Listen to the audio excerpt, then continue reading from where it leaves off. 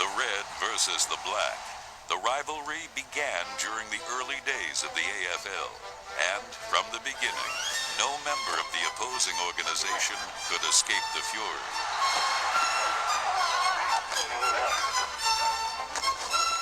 They had that horse. I remember Madden hated that horse, and every time the Chiefs would score, the horse would run up and down the field, and the Chiefs would be waving the spear and all that. And we got so that I remember coming on the field and Fred Biletnikoff and I throwing ice cubes at him, and I think Fred even kicked him one time. But the cheap shots were not just reserved for mascots. If you're behind, it's kind of natural to give an elbow here or throw some dirt there or trip there and all those kind of things to kind of make the other guy look stupid. A lot of players didn't like each other. I mean, it get right down to it. Buck Buchanan, when he tipped George Bland upside down and threw him down on his head, that rubbed some of us the wrong way. Freddie Biletnikoff had this running thing with Jim Marcellus, who was their cornerback. Biletnikoff to the right against Marcellus. Back is LaMonica. Throws for Biletnikoff. Touchdown Raiders! Biletnikoff is having words right now with Marcellus. When he caught the ball, he spiked it in front of Marcellus and he pointed his finger at him. And I don't know what he told him, but evidently it wasn't very pretty. It all started with Hank Stram. You know, he always looked so neat, prim and proper. His tie was always very neat, and his hair was in place, and you always hear that little squeaky voice, "Hey, you're holding 63, you know, you're holding," and you always look over to him and you want to, you know, kind of spit at him too when you went by him. With Kansas City, I mean, you could speak to a guy and say hello and a fight would break out. Oh, I think the classic one was a fight that involved Lenny Dawson and Ben Davidson. It was late in the game. The Raiders had used all their timeouts. Things were looking very bleak. We had a 3-point lead, a third down play, and I called a bootleg. Here's the bootleg now by Dawson running to the right himself. He's got a first down. He's down to the 35, and he's brought down at the 28-yard line. What should have been a game-clinching first down was instead wiped away by actions typical of two arch-enemies. Davidson and Taylor are going at it. There are at least 8 sheets. Here come all the Raiders. Holy Toledo, it's a free-for-all. Lenny very much needed to be touched down, but I figured being a conscientious defensive end, I should touch him down, which is illegal now, but with my helmet in his back.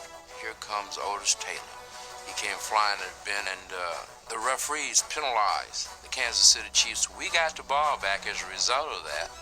We drive to near midfield, and with 3 or 4 seconds left to go, Blanda kicks a 48-yard field goal, and we get out of there with a 17-17 tie.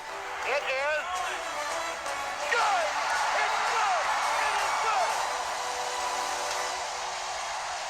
Their contests were punctuated by more than just malice. During the 60s, the Chiefs and the Raiders were the class of the AFL.